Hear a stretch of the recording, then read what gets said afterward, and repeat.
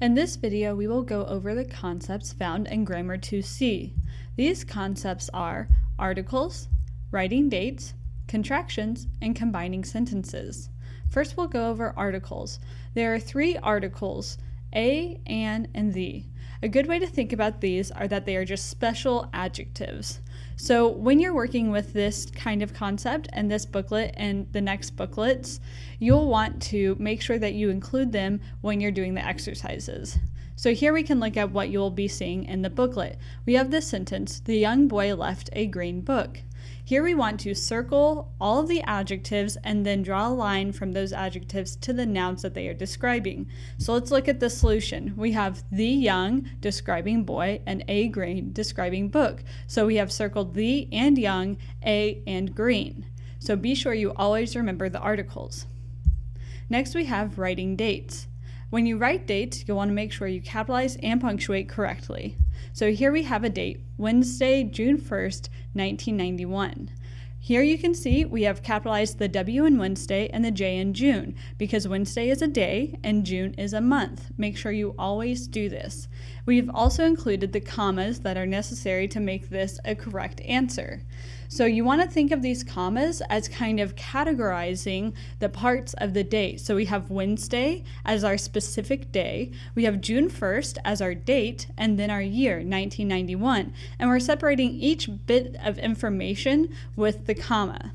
Let's look at it in a sentence. We have Edwin left on Sunday, February 29th, 2018. So once again, we've capitalized the day and the month, Sunday and February, and then we've included our commas to kind of categorize those bits of information like I talked about earlier. Another part of punctuating and capitalizing a date correctly is abbreviations. So here we can see we have Thursday, November 25th, 1623. Once again, we've capitalized and punctuated correctly, but now we want to abbreviate this date. So what we need to do is we need to determine what is the abbreviated form of Thursday and November. That would be THURS for Thursday and NOV for November. So you want to make sure that you include those periods to make it accurately punctuated.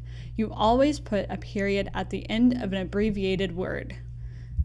Remember that May is not abbreviated. This is the only month that does not have an abbreviation, so you simply write May. Our next concept is contractions. A contraction is a shortened version of a word or words that use an apostrophe in place of missing letters. So let's look at a few examples.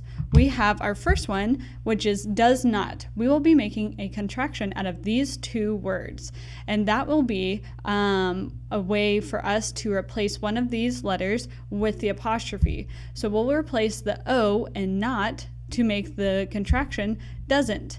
Remember to put that apostrophe in the place of where that missing letter is. Next, we'll look at will not. This is one of the irregular contractions that we'll be making in this booklet. Here we will be taking away the IL, L, and will, and the NO and not. And we're replacing those with an O and an N, and then we're putting our apostrophe between the N and the T so that we have won't. Be sure to recognize this whenever it comes up in the book, as it is not a regular form of a contraction. Our last concept is combining sentences. We'll start with combining sentences with multiple subjects. Here we have David went to the lake, Sarah went to the lake. As you can see, both of our subjects are completing the same action. So to combine these sentences, all we need to do is use a conjunction. And this way, we're going to do David and Sarah went to the lake. Here you can see that David and Sarah are the verb, they are the subject, and connects them so that they are combined in this one sentence of David and Sarah went to the lake. You can also write Sarah and David went to the lake. Both are correct answers. Next, we have combining sentences with multiple verbs. We have Zoe sews the dress, Zoe hems the dress.